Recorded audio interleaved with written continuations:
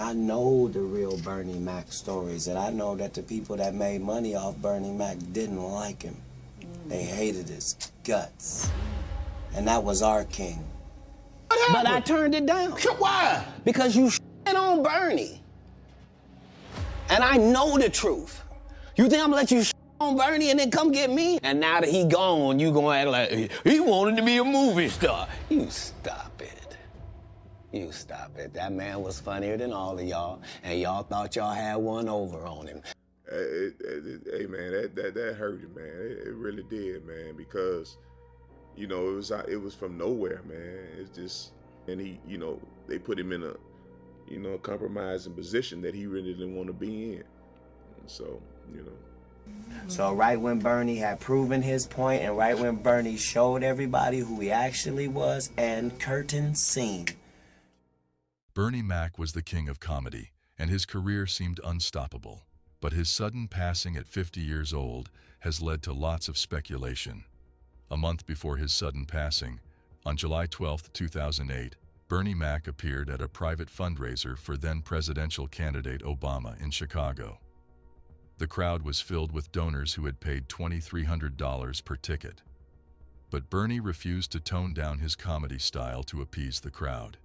He launched into the usual straight-talking comedic style he was famous for, and nothing was off limits. He joked that having a black first lady is different. You're still going to have to do the dishes and the laundry and all that. And then went on to refer to women as hoes. Offended audience members began heckling him, telling him to get off the stage. He said that although he was born a Democrat, "I'm a Republican at tax time," which the audience of Democratic donors did not find amusing.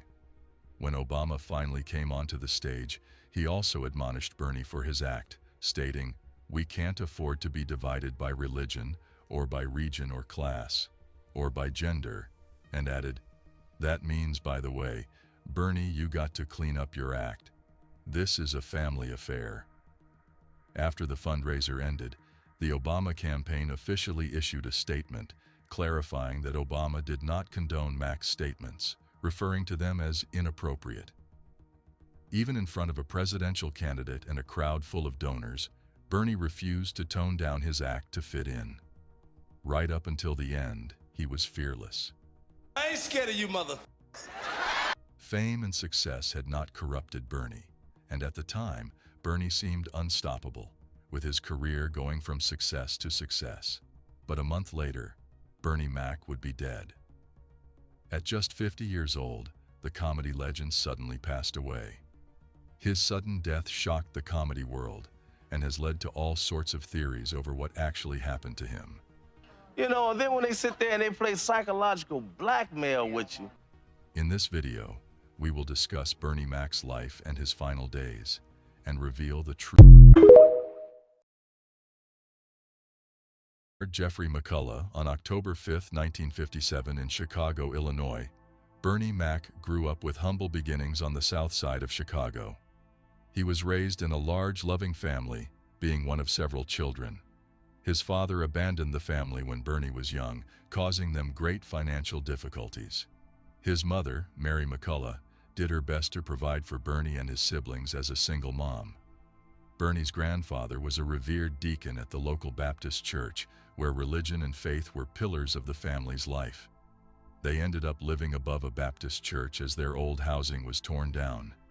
Even at a young age, Bernie's talent for comedy and impersonations was evident. He would often use comedy to cheer up his mother, and when Bernie was just 8 years old, he entertained the church congregation by imitating his grandparents' mannerisms and speech at the dinner table. The church roared with laughter and applause. Bernie realized then he could make people smile through humor and laughter. However, Bernie's childhood was struck with tragedy in his adolescent years. When Bernie was young, he accidentally stumbled upon his mother leaving the shower. He noticed that her chest had a large scar on it from a surgery. His mother angrily told him to go away.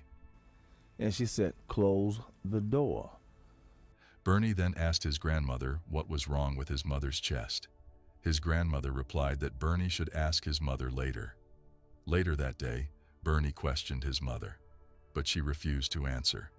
I knocked on the door. My mother was dressed. She said, "Now what is it you want to ask me, son?" And I said, "Mom, what's wrong with your chest?" She said, "It's none of your business." Soon after this, when Bernie was 16 years old, his beloved mother passed away after a battle with cancer.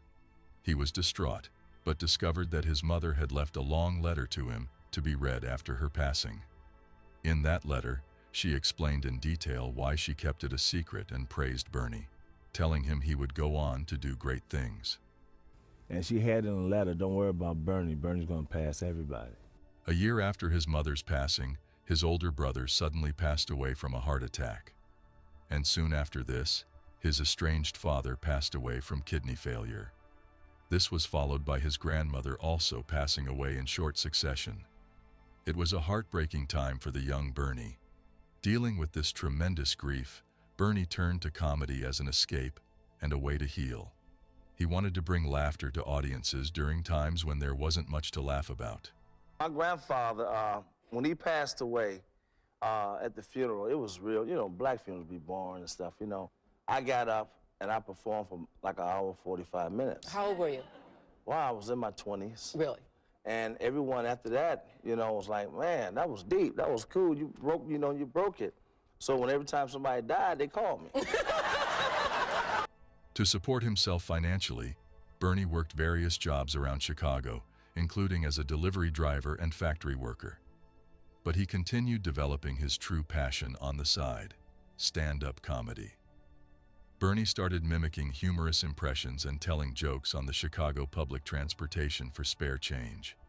1977 was a decisive year for both Bernie's personal and professional life. 19-year-old Bernie married his high school sweetheart Rhonda Gore, who stuck by his side as he struggled to make it big. 30 years later, Rhonda would remain by Bernie's side, talking to him while he lay dying.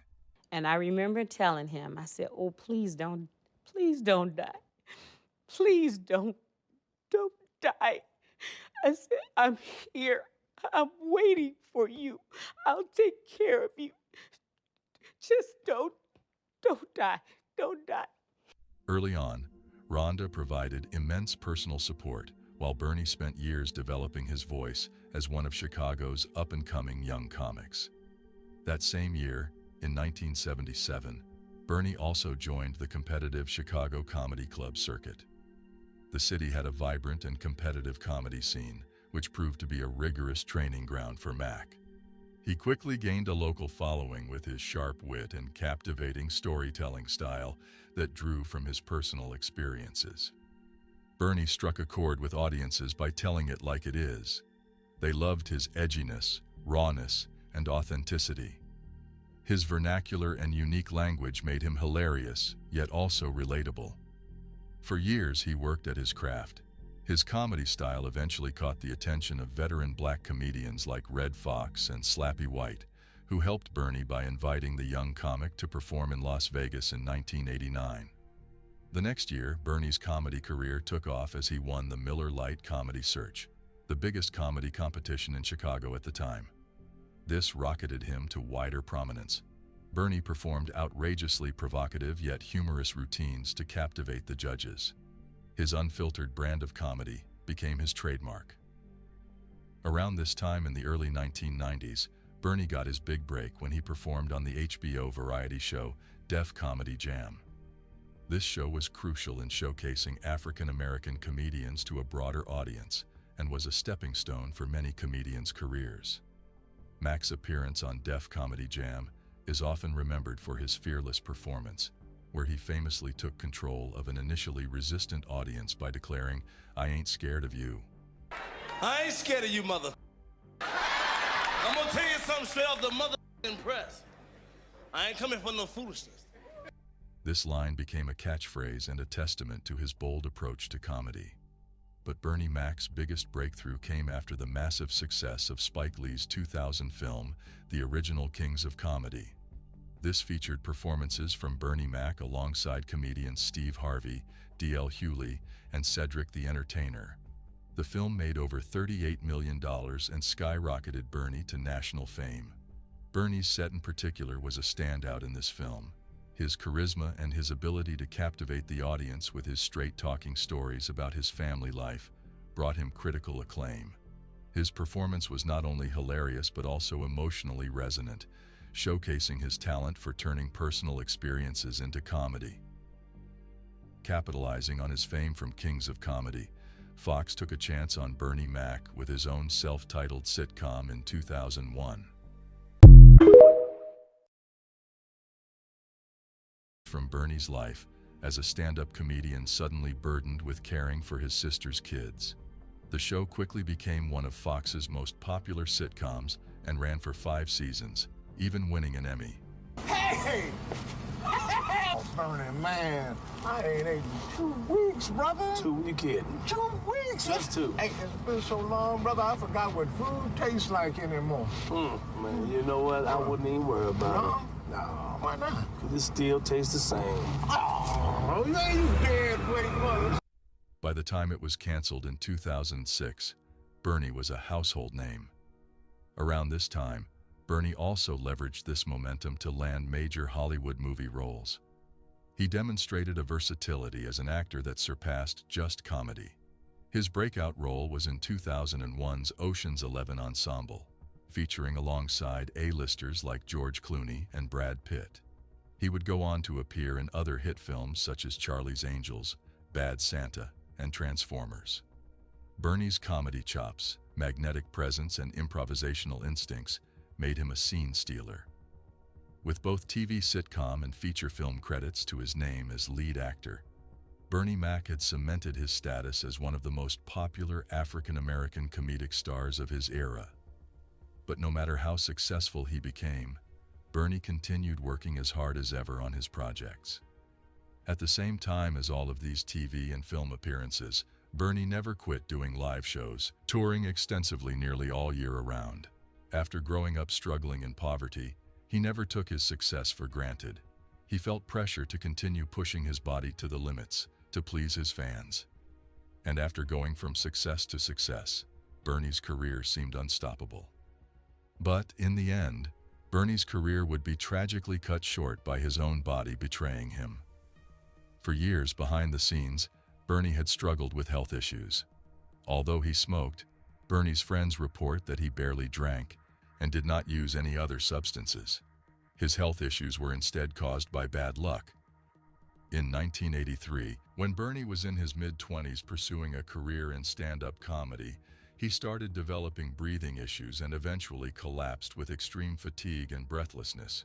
After collapsing, Bernie was diagnosed with a little-known autoimmune disease called sarcoidosis. Its cause is unknown, but is thought to have a genetic component. For African Americans like Bernie, sarcoidosis tends to be more aggressive and harder to treat. This disease is an inflammatory lung disease, and it causes inflammation as the immune system attacks the body's own tissues. This can severely impact the body's organs and tissues over time. This inflammation reduces lung capacity and makes breathing difficult. Bernie often suffered with breathlessness as a result. However, despite this devastating diagnosis, Bernie refused to rest and continued to push through, working as hard as ever on his comedy. To try and treat sarcoidosis by reducing inflammation, corticosteroids are used. As a result, Bernie was prescribed courses of prednisone. However, this medication took its toll on Bernie. Most notably, his appeared bloated in his final years. The medication also worked by suppressing the immune system's response to stop it from faultily attacking Bernie's organs. Although weakening the immune system helped with the side effects of sarcoidosis, it left Bernie immunocompromised and susceptible to infections. Friends say that sets had to be sanitized heavily to try and prevent Bernie from getting colds. That's it. Everything was sterilized. You couldn't shake his hand, and they prepped you before you came. Don't shake his hand, don't cough, don't sneeze. If you have to do any of these things, exit the set. As his immune system was weakened, even the normal common cold could have serious complications for Bernie. Towards the end of his life, Bernie seemed to realize that he needed to slow down. In 2007, on David Letterman, Bernie claimed he was going to retire after his final film was finished. Unfortunately, he never got the opportunity to retire. Like many autoimmune diseases, sarcoidosis goes through cycles of remission and flare-ups. In 2005, thanks to the corticosteroids suppressing his immune system, Bernie reported that the illness was in remission. But the long-term damage had already been done. His lungs had permanent scarring and reduced capacity, and the corticosteroids he was taking were still suppressing his immune system. So when Bernie contracted pneumonia in late July 2008 at 50 years old, his body was very vulnerable. His immune system was weakened by the corticosteroids he was taking, and his lungs were already severely weakened and vulnerable from years of sarcoidosis. But instead of resting, Bernie continued working at a hectic pace. Bernie joked in his comedy about going to the hospital over a minor inconvenience like a nosebleed. See, black folks don't go to the hospital, somebody in the head with a bat. If I get a nosebleed, what's wrong with put your clothes on and take me to the goddamn hospital? However, in reality, Bernie was so focused on his work that he ignored his symptoms for the first few days. Eventually, his body forced him to stop. He was unable to fight off the pneumonia, and after experiencing extreme breathlessness and a fever on July 24th, he was rushed to hospital. As his lungs were too weak, doctors quickly put him on a ventilator in the ICU as they worked to treat his pneumonia. Bernie remained in intensive care, hooked up to the ventilator, for over 2 weeks. During this time, he was only semi-conscious at times and could barely communicate. While in the hospital, Bernie was infected with another strain of pneumonia and got double pneumonia. On July 31st, Bernie opened his eyes and pointed to the ventilator machine, indicating he wanted it out as he felt he could breathe on his own. However, he was too weak to speak, and it seems as though Bernie was being overly optimistic about his recovery. After this, he slipped back out of consciousness and did not wake again until the day before his passing. On August the 8th, Bernie opened his eyes and looked at his wife. She pleaded with him to stay strong. Please don't die. Please don't die. I said, I'm here. Bernie shrugged his shoulders, indicating he was too weak to continue. A few hours after this, in the early morning of August 9th, he suffered a heart attack. Doctors managed to resuscitate him. However, an hour later, he had yet another heart attack. They were unable to resuscitate Bernie this time. At 2 a.m. on August 9, 2008, Bernie Mac had sadly passed away. His sudden passing shocked the comedy world. And it just warms my heart that they remember him and love him the way they do. Thank you all so much.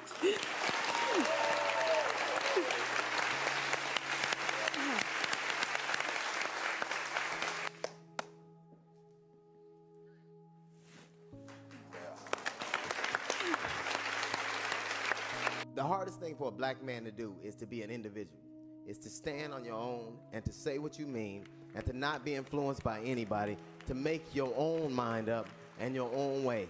And Bernie Mac was a man, believe me when I tell you. He stood on his own, he said what he believed. Right up until the end, Bernie was working as tirelessly as ever. The suddenness of it led to all sorts of theories that his passing was not natural. After all, an active 50-year-old man suddenly passing away from pneumonia is surprising. There are theories that those in Hollywood got rid of Bernie, as he would not play along and conform to Hollywood's expectations. Actually, on the lap, you're sitting. Did you wait? No. It would be her. Abby, isn't Jeremy on the other side? Where am I? I'm gonna show you. Ow! All right, Bernie. He's actually gonna sit on your lap. No. Okay. Do we have another? Bernie's refusal to conform was evident in his final weeks, with his refusal to tone down his comedy at Obama's fundraiser. Even in front of a presidential candidate and a hostile and heckling audience, Bernie refused to be intimidated. However, there is no evidence of foul play in Bernie's passing.